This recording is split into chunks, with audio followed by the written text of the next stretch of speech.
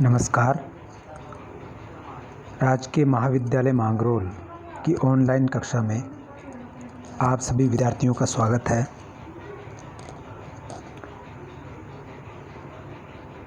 Syllabus आधारित पाठों की इस श्रृंखला में हम प्रथम वर्ष के लिए संत कबीर पर बातचीत कर रहे हैं। हमने अब तक संत कबीर के साखी खंड में गुरुदेव को अंग, सुमरिन को अंग, इनसे संबंधित संकलित साखियों पर बातचीत की है। आज के पाठ में हम साखी खंड में वर्णित विरह को अंग पर बातचीत करेंगे और ये समझने का प्रयास करेंगे कि कबीर दास जी और निर्गुण पंथ में विरह की जो अवधारणा है वो किस प्रकार से लागू होती है और किसको इन निर्गुण पंथी संतों ने विरहनी आत्मा बताया है और किसको प्रियतम बतलाया गया है। विरह का क्या तात्पर्य ये निर्गुण साधक अपने काव्य में समझते हैं। इन सभी बातों पर आज हम प्रकाश डालने का प्रयास करेंगे और आज का पाठ इसी बात पे केंद्रित रहेगा कि निर्गुण संप्रदाय और उसके प्रतिनिधि कवि और दार्शनिक कबीर दास जी में विरह की जो अवधारणा है वो किस प्रकार से आती है और विरह को कबीर दास जी किस प्रकार से एक साधक के लिए महत्वपूर्ण समझते हैं।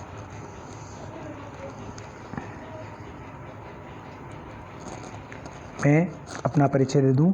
मैं हरिराम भारती राजकीय महाविद्यालय मांगरोल में हिंदी साहित्य पढ़ाता हूं। तो कबीर दास जी का परिचय हम लोगों ने जान लिया था। कबीर साहित्य के बीजक से संबंधित जितने भी उसके भाग है बीजक के, उस पर हमने बातचीत कर ली थी। गुरुदेव का अंग हमने पढ़ा था।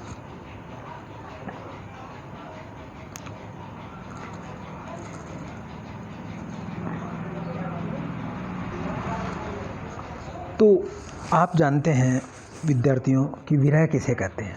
आप जानते हैं कि जो हिंदी साहित्य में जो रस है उनमें से एक रस है श्रृंगार रस, और श्रृंगार रस के अंतर्गत उसका जो स्थायी भाव होता है वो रति होता है और उसमें नायक और नायिका, स्त्री और पुरुष के प्रेम का वर्णन किया जाता है। और श्रृंगार को रसराज कहा जाता है। रसराज इसलिए कहा जाता है कि उसमें उसका जो क्षेत्र होता है वो बहुत व्यापक होता है। उसमें संयोग और वियोग, उसके दो भाग होते हैं, संयोग श्रृंगार और वियोग श्रृंगार। तो सुख और दुख दोनों ही प्रकार के जो मनोभाव है या मनोविकार है उसके अभिव्यक्ति श्रृंगार में होती है। और वियोग पक्ष को जब प्रियतम से दूरी होती है तो उसको विरह कहा जाता है।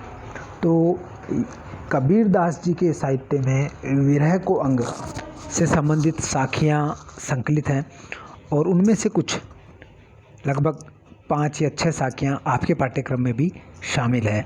तो यहाँ हम ये समझने का प्रयास करेंगे कि यहाँ पर क्योंकि कबीर तो एक साधक थे तो उन्होंने यहाँ विरहणी किसे कहा है और प्रियतम किसे कहा है।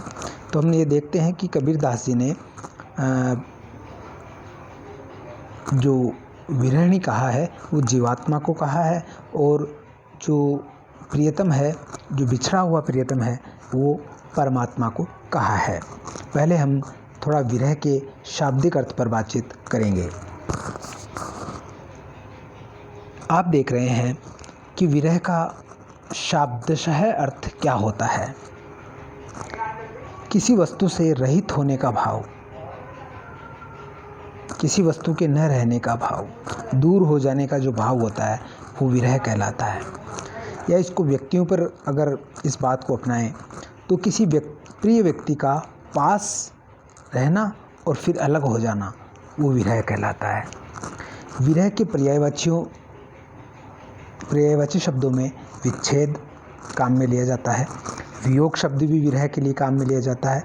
और अगर उर्दू या फारसी में देखा जाए तो जुदाई शब्द भी काम में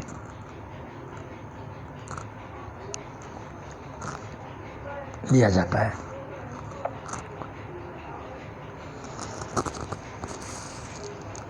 फिराक और विशाल की अवधारणा भी फारसी में होती है। अब विरहीन किसे कहते हैं? जैसे कबीरदास जी ने जीवात्मा को विरहीन कहा है, लेकिन श्रृंगार रस में विरहीन किसे कहते हैं? कि जिसे प्रिय या पति का वियोग हो, जिसका प्रियतम, जिसका पति, जिसका प्यारा उससे दूर हो गया हो किसी भी कारणवश, जो पति या नायक के अलग होने के कारण दुखी हो, ऐसी नायिका काव्य में विरहीन कहलाती है। हमारा जो संस्कृत काव्य शास्त्र है, हिंदी काव्य शास्त्र है, उसमें विरहीन उसे कहा गया है जिसका प्रियतम उससे अलग हो गया हो, दूर हो गया हो, और जिसके विरह के कारण वो दुखी रहती हो, ऐसी नायिका को विरहीन कहा जाता है। अब कबीर के अनुसार ये विरहन कौन है? तो कबीर के अनुसार विरह के सृजनहार प्रियतम से मिलने के लिए आत्मा रूपी विरहन को विरह अगन में तपना ही होता है। यानी प्रियतम किसको बताया है? सृजनहार, करतार, जो सत्य स्वरूप ईश्वर है, ब्रह्म है, उसे प्रियतम बताया गया है। और उससे बिछड़ कर रहने वाली, या जिससे वो बिछड़ गया है, विस्मृत हो गया है, उसके विरह में दुखी रहने वाली और विरह की अगन में तपस्या करने वाली, तपने वाली जो सती जैसी जो नायिका है, वो विरहन कहलाती है। विरहन को ही कबीर ने सती भी कहा है। सती और सूरमा को विरह ने, कबीरदास जी ने बड़ा महत्व दिया है। एक बड़ी मार्मिक साखी कबीरदास जी की पाई जाती है। उस साखी में कबीरदास जी कहते हैं कि पहले अगन विरह की, पीछे प्रेम की प्यास, कहे कबीर तब जानिए राम मिलन की आस। कि राम के मिलन की आशा तब जाननी चाहिए, कब? जब पहले विरह में जीवात्मा तपी हुई हो, जिसने विरह से तप्त होकर के जिसका हृदय पवित्र हो गया हो। विरह हृदय को पवित्र कर देता है। और फिर प्रेम की प्यास उमड़ाई हो। ऐसी स्थिति में ही राम के मिलने की आस या उम्मीद मान लेनी चाहिए, ऐसा कबीरदास जी कहते हैं। तो विरह को बड़ा महत्वपूर्ण बताया है। विरह से आत्मा पवित्र होती है और सच्चा प्रेम जागृत होता है। निर्गुण भक्त कवि आत्मा और परमात्मा के मिलन को अलौकिक श्रृंगार के आश्रय से व्यक्त करते हैं। इनका श्रृंगार अलौकिक है, यानी लौकिक श्रृंगार नहीं है। जो गृहस्थों में जो श्रृंगार होता है वैसा श्रृंगार नहीं है, बल्कि इनका जो श्रृंगार है, इनका जो मिलन है, वो अलौकिक है। इनका जो रस है, मिलन का जो रस है, रसो वैसे जैसा है, यानी आध्यात्मिक मिलन है। बिछड़ी हुई आत्मा परमात्मा से मिलती है। कहाँ मिलती है? अपने ही घट में मिलती है। तो इस तरह से ये एक रहस्यात्मक मिलन होता है। यही रहस्यात्मक भावना आप विरह की गायिका महादेवी वर्मा में भी देख सकते हैं, जो कि आत्म प्रसार की भावना से, सर्वात्मवाद से इस विरह की अनुभूति करती है। संतों के भक्ति रस को अनुभूत करने के लिए समान मानसिक धरातल या सहानुभूति की अपेक्षा रहती है। संत जिस प्रकार की पीड़ा का अनुभव अपनी वाणी में करते हैं, अपने शब्दों में करते हैं, उन शब्दों का अनुभव करने के लिए हमें संतों जैसे मानसिक धरातल की अपेक्षा रहती है, सहानुभूति की अपेक्षा रहती है। जैसे यहाँ कबीरदास जी का एक पद देखने लायक है। एक साखी है कबीरदास जी की। कबीरदास जी उसमें क्या कहते हैं? कहते हैं अपने प्रियतम के लिए कि बहुत दिनों की जोवती बाट तुम्हारी राम, या कुछ शब्द टाइपिंग की वजह से गलत छप गए हैं। तो यहाँ पर बहुत दिनों की जोवती बाट, बात की जगह बाट आएगा, बाट यानी मार्ग, पथ। बाट तुम्हारी राम, जीव तरसे तुम मिलन को, मन नाही विश्राम। ये विरह में तप्त होती हुई, विरह अग्नि से अपने हृदय को कुंदन बनाती हुई विरहिणी जीवात्मा का कथन है कि बहुत दिनों से, जन्म जन्मांतर से तुम्हारा पथ देख रही हूँ, और ये जीवात्मा तुमसे मिलन को तड़फती है, और मन में विश्राम नहीं होता है, मन में धीर नहीं है, चैन नहीं है। अधीरता के साथ तुमसे मिलन के लिए ये जीवात्मा तड़प रही है, तुम्हारा मार्ग देख रही है। तो ये जो भावना है, ये कबीरदास जी में आपको देखने को मिलती है।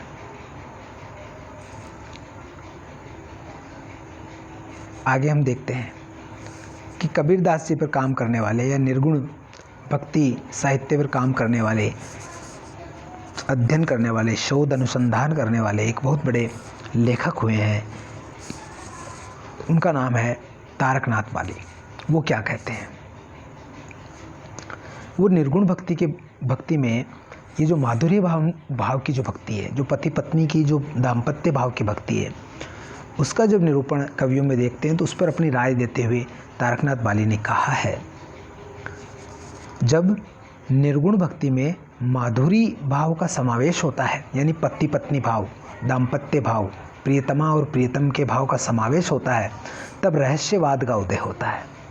उनका मिलन एक रहस्यात्मक धरातल पर होता है, एक रहस्य लोक में होता है। रहस्यवाद माधुरी भाव की निर्गुण भक्ति ही है। जो रहस्यवाद है वो एक तरह से माधुर्य भाव की निर्गुण भक्ति है। चाहे वो रहस्यवाद निराला जी का हो तुम और मैं कविता में, चाहे वो रहस्यवाद महादेवी वर्मा का हो उनके सभी गीतों में, या वो रहस्यवाद जयशंकर प्रसाद का हो आंसू में, सभी में एक माधुर्य भावना अनिवार्यतः पाई जाती है। और यह माधुर्य भावना मध्यकालीन संतों की भावना से मिलती जुलती है।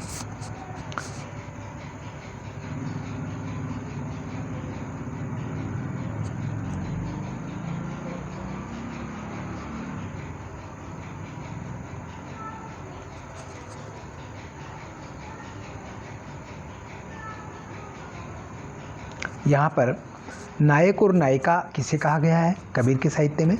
कबीरदास जी के साहित्य में नायक साधक को कहा गया है और नायिका साध्य को कहा गया है। रहस्यवाद में ब्रह्म और आत्मा के संबंध को प्रतीकों के माध्यम से व्यक्त किया जाता है। यह प्रतीक इस लोक के नर और नारी रूपों में होते हैं। जो सामान्य लोक जीवन के जो नर नारी का दाम्पत्य प्रेम होता है, उस दाम्पत्य प्रेम को प्रतीक बना करके, रूपक बना करके कबीर जीवात्मा और परमात्मा के संबंधों को व्यक्त करते हैं, उनके मिलन को और विरह को व्यक्त करते हैं। और इस तरह से निर्गुण भक्ति, जिसे कई विचारकों ने नीरस कहा है, उसमें भी दाम्पत्य प्रेम का रस कबीरदास जी संचरित कर देते हैं।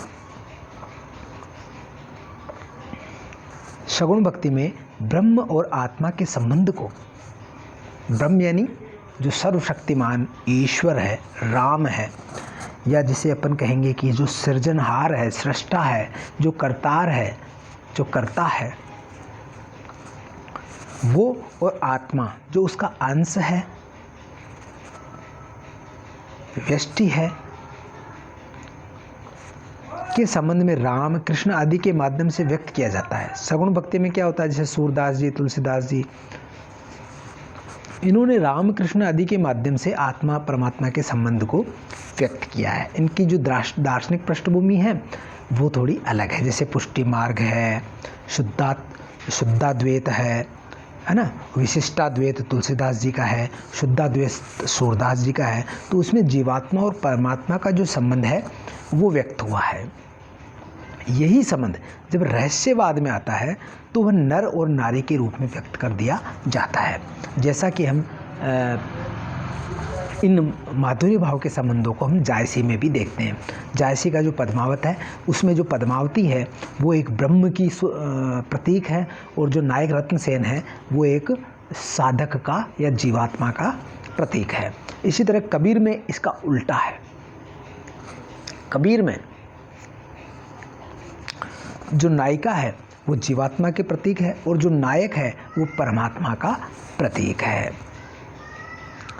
सगुण भक्ति में ब्रह्म और जीवात्मा के कबीर ने रहस्य अनुभूति को एक सामान्य दुल्हन के माध्यम से व्यक्त किया है। बड़ा प्रसिद्ध कबीर का पद है, दुल्हन गावहु मंगलाचार, मोरे घर आए राजा राम भरतार।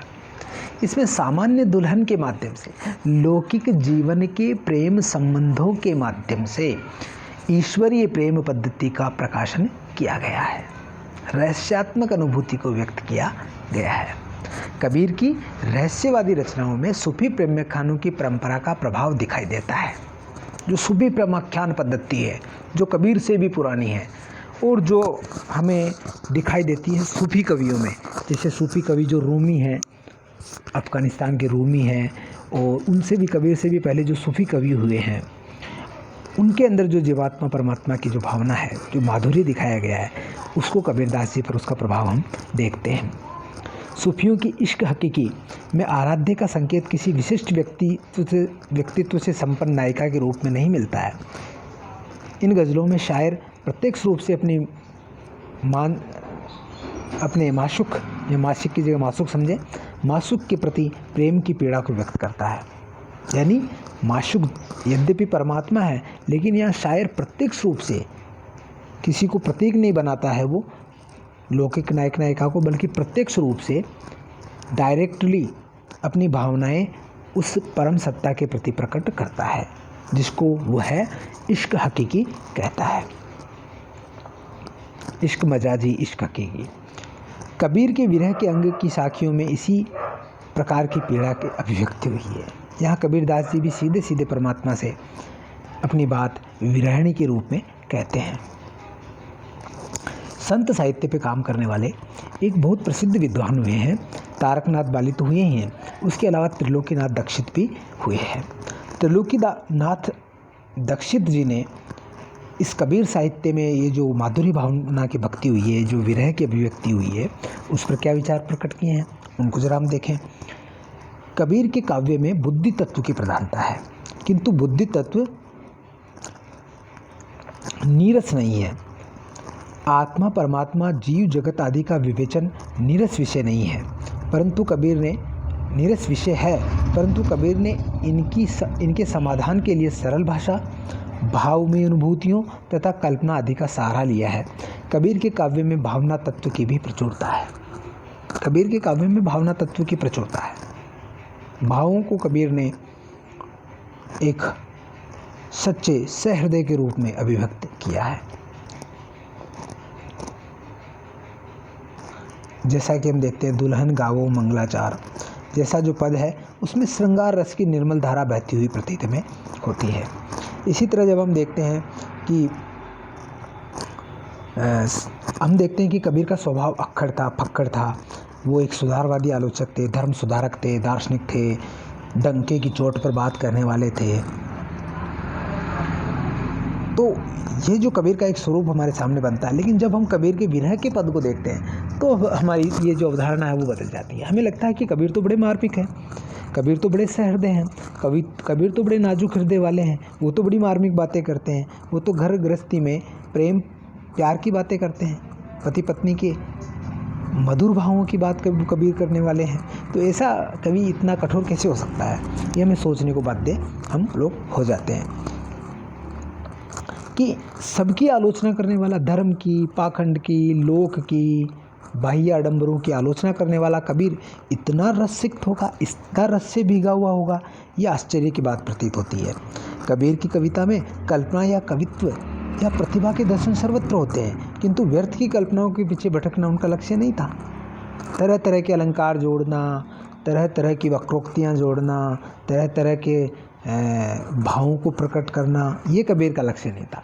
कबीर का लक्ष्य था सहज सुगम रूप से जीवन की अनुभूतियों को परमात्मा के प्रति समर्पित करना।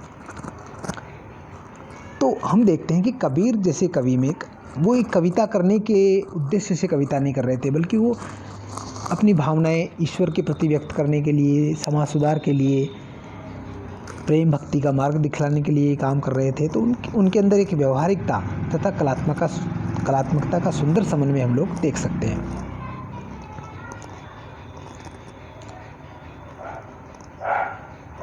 कबीर की कविता में काल्पनिक उपकरणों के चुनाव में उन्होंने औचित्य का ध्यान दिया है। उनकी मनोवैज्ञानिकता का परिचायक है। यह उनकी मनोवैज्ञानिकता का परिचायक है। विरह के अंग में कबीर ने दाम्पत्य के द्योतक प्रतीकों का सुंदर प्रयोग किया। ये बात हम कर चुके हैं।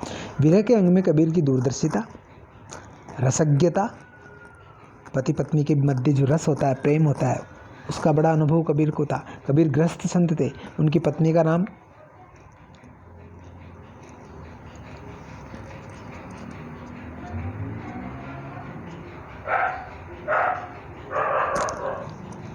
दूरदर्शिता, रसज्ञता, सहृदयता, संवेदनशीलता ने उनके काव्य में विभाव पक्ष, यानी विभाव पक्ष में 2 पक्ष होते हैं, आलंबन विभाव, उद्दीपन विभाव, को सुंदर और प्रभावशाली बना दिया गया है। जैसे उद्दीपक वातावरण का जो वर्णन कबीर अपने विरह की साखियों में करते हैं, वो बड़ा ही मार्मिक होता है। अंखड़ियाँ झाई पड़ी, जम्भड़िया छाला पड़ा, ऐसी जो शब्द हैं वो बड़े ही मार्मिक बन पड़ते हैं। कबीर के काव्य के माध्यम से अपनी रहस्य अनुभूति को जनता तक पहुंचाने का प्रयास किया है। फलस्वरूप रस की सबसे महत्वपूर्ण विशेषता साधारणीकरण संत कबीर के काव्य में विद्यमान है। विरह को अंग में दाम्पत्य प्रतीकों के माध्यम से संयोग एवं वियोग श्रृंगार के सुंदर उदाहरण देखने को मिलते हैं। प्रिय विद्यार्थियों, आज हमने विरह के अंग पर बातचीत की और कबीर के काव्य में निर्गुण संत संप्रदाय में विरह का वर्णन किस रूप में हुआ है, उसकी क्या क्या विशेषताएं हैं और वह किस स्तर का है, इस पर हमने बातचीत की। कल हम कबीर दास जी के विरह के अंग से संबंधित कुछ साखियों का पाठ पढ़ेंगे। तब तक के लिए इजाज़त दीजिए। सुनने के लिए आपका बहुत बहुत धन्यवाद। शुक्रिया।